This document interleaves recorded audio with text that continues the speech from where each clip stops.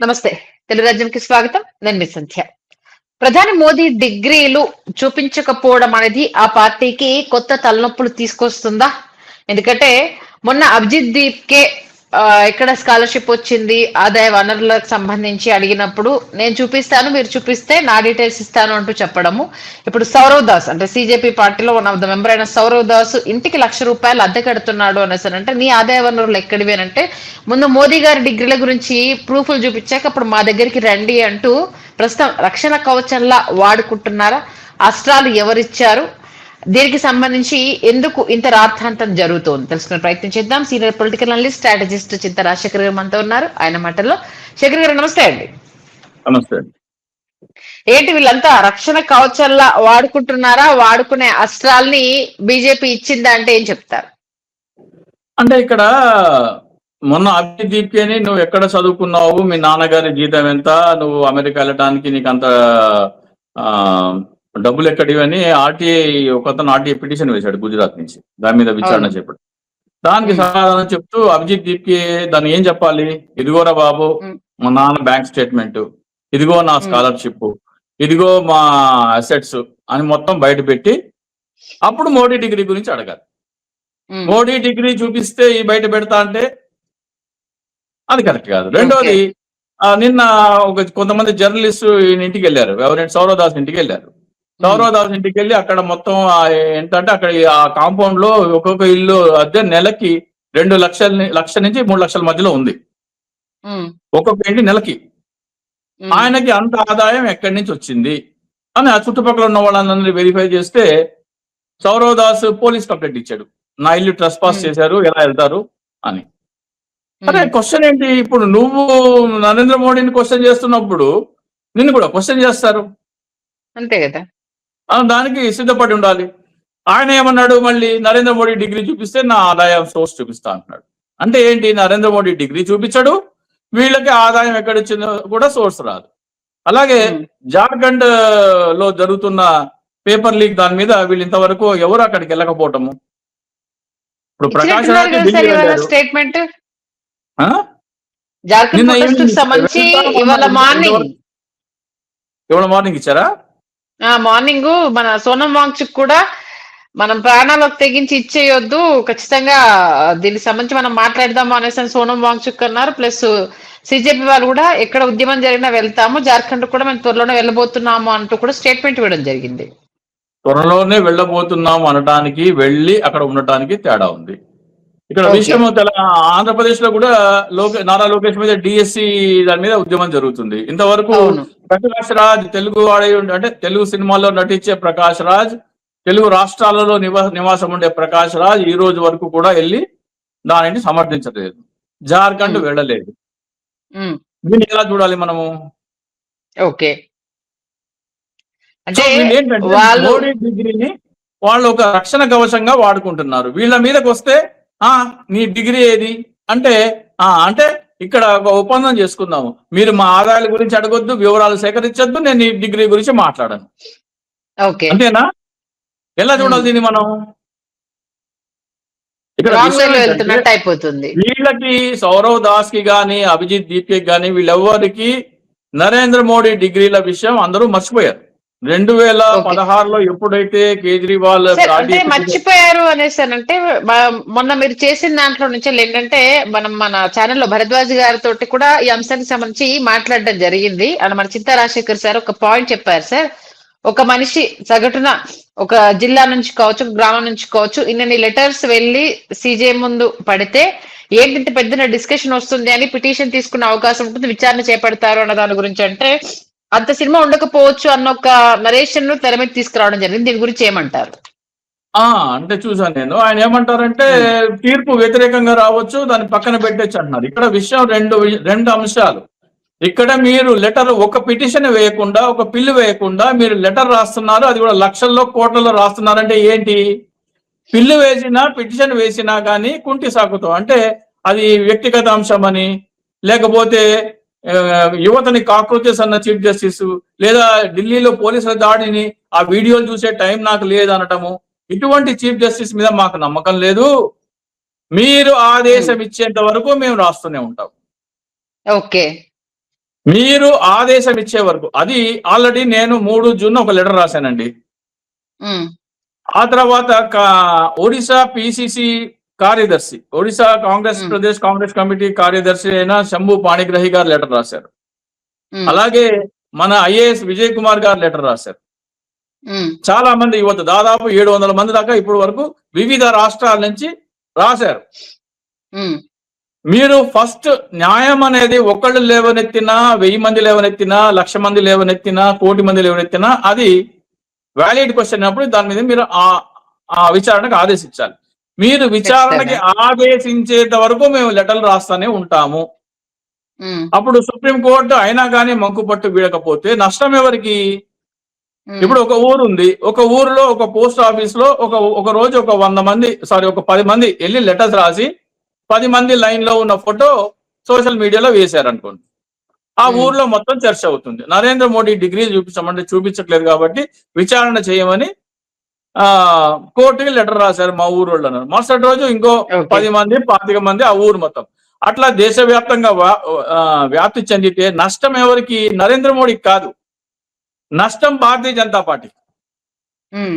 నరేంద్ర మోడీ డిగ్రీలు చూపించకపోతే Bharatiya Janata party vote bank పోతుంది అన్నది ఈ వ్యూహం వెనకాల మెయిన్ ఉద్దేశం ఏంటి?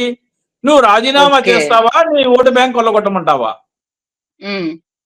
ఈ వ్యూహం. మీరు పిటిషన్ వేయచ్చు, నేను వెళ్ళి పిటిషన్ వేయచ్చు, డిస్మిస్ అవుతుంది, లేదా వాయిదాలు ఇస్తారు. ఇప్పటి వరకు ఏడాదికి వాయిదా ఇచ్చి నరేంద్ర మోడీ 2029 వరకు వాయిదాలు ఇస్తారు. ఆ తర్వాత నరేంద్ర మోడీ రాజీనామా చేసి కొత్త ప్రధానమంత్రి వస్తాడు, అప్పుడు అది ఇర్రిలవెంట్ అయిపోతుంది. సో ఈ వ్యూహం వెనుక ఉన్న ముఖ్య ఉద్దేశం ఏంటంటే ప్రతి ఒక్కళ్ళు లెటర్ రాస్తే మీరు మోడీని కాపు కాస్తే మీ ఓటు బ్యాంక్ గల్లంతవుతుంది. సో 240 మంది ఎమ్మెల్యేల్లో ఒకళ్ళు తీసేస్తే మిగతా వాళ్ళందరూ బాబు మా కొంపకి ఎసరు వస్తుంది నువ్వు వెళ్ళిపో అని పార్టీలో అంతర్గతంగా నరేంద్ర మోడీకి సెగ పెట్టేందుకే ఈ వ్యూహరచన. సుప్రీం కోర్టు జస్టిస్ కి లెటర్స్ రాయటం సామాన్య ప్రజలంటే ఏంటంటే బీజేపీ ఓటు బ్యాంక్ కొల్లగొట్టే ఒక ప్రణాళిక ఇది. అంటే బీజేపీ ఒక మోసగాడు, బీజేపీ కూడా ఆ మోసగాడిని సమర్థిస్తుంది అన్నది ప్రజలకు తెలియజెప్పడమే. మరి ఇక్కడ అంటే కాక్రోచ్ వాళ్ళు ఈ అంశాన్ని వాళ్ళకు అనుకూలంగా అంటే మలుచుకున్నా కూడా రేపు అదే ఉద్దేశం జనాల్లోకి వెళ్ళిపోతుంది అన్నట్టే కదా సార్? ఇప్పుడు నేను సౌరవ్ దాస్ ని కలిశాను బెంగళూరులో 13 జూన్, అంటే ఈ రోజుకి దాదాపు ఇంకా వారం అయితే 2 నెలలు అవుతుంది.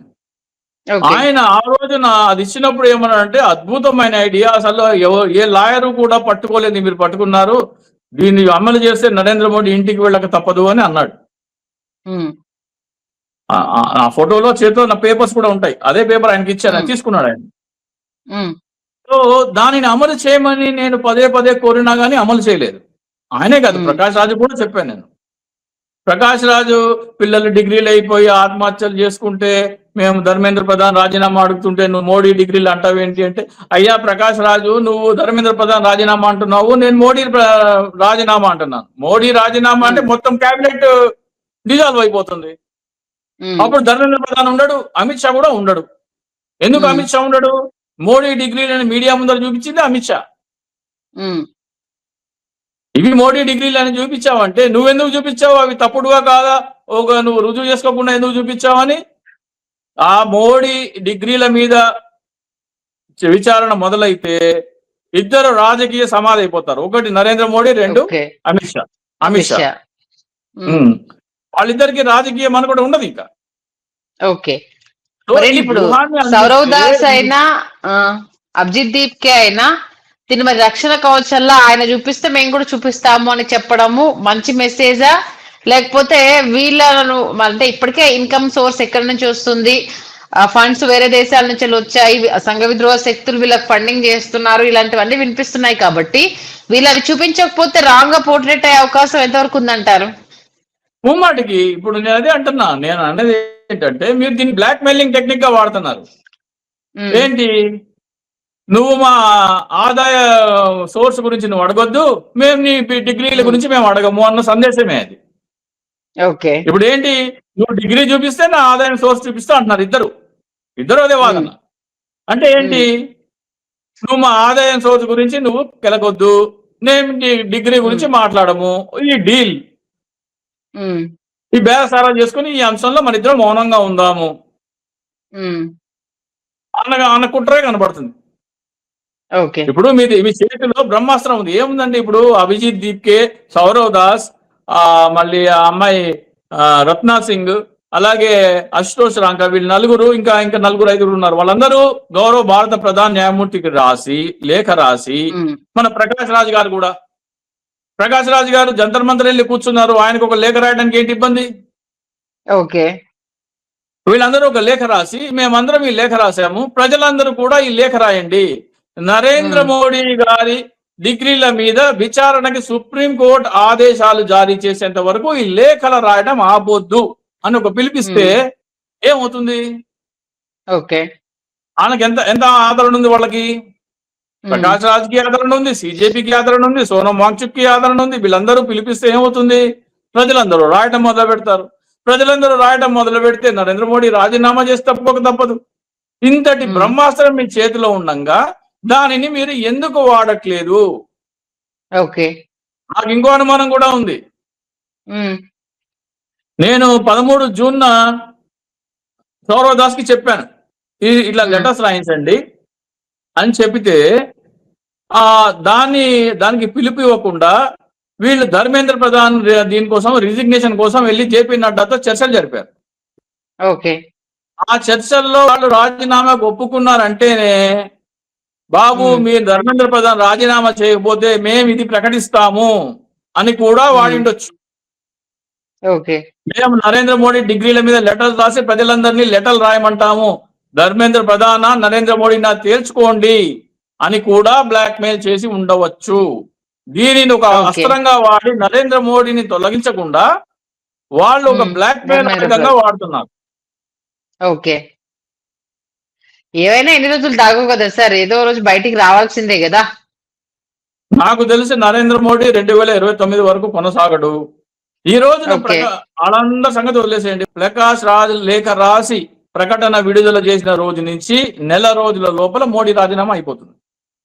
ఓకే. అది ఇక్కడ ఈగో ప్రాబ్లం. నువ్వు నన్ను మోడీ లాంటి క్రూరుడు అన్నావు కదా, నేను ఎందుకు రాయాలి? నువ్వు నన్ను పవన్ కళ్యాణ్ తో పోల్చావు కదా, నేను ఎందుకు రాయాలి? ఇక్కడ లార్జర్ ఇంట్రెస్ట్ మనకి ఏం కావాలి, మన దేశానికి ఏం కావాలి ముఖ్యం కాదు, ఇక్కడ ఎక్కువ సాటిస్ఫై అవ్వాలి, అది ముఖ్యం. చూద్దాం ఏం జరుగుతుంది అనేది. మంచి విశ్లేషణ అందించారు. Thank you so much sir. Hello, Telugu రాజ్యం ఛానల్ చూస్తున్నారా? సామాజిక రాజకీయ జీవన చిత్రణే తెలుగు రాజ్యం. అతిశయోక్తులు అసత్యాలు ఉండవు. రాజకీయ కోణం కాదు, ప్రజా కోణమే కొలబద్ద.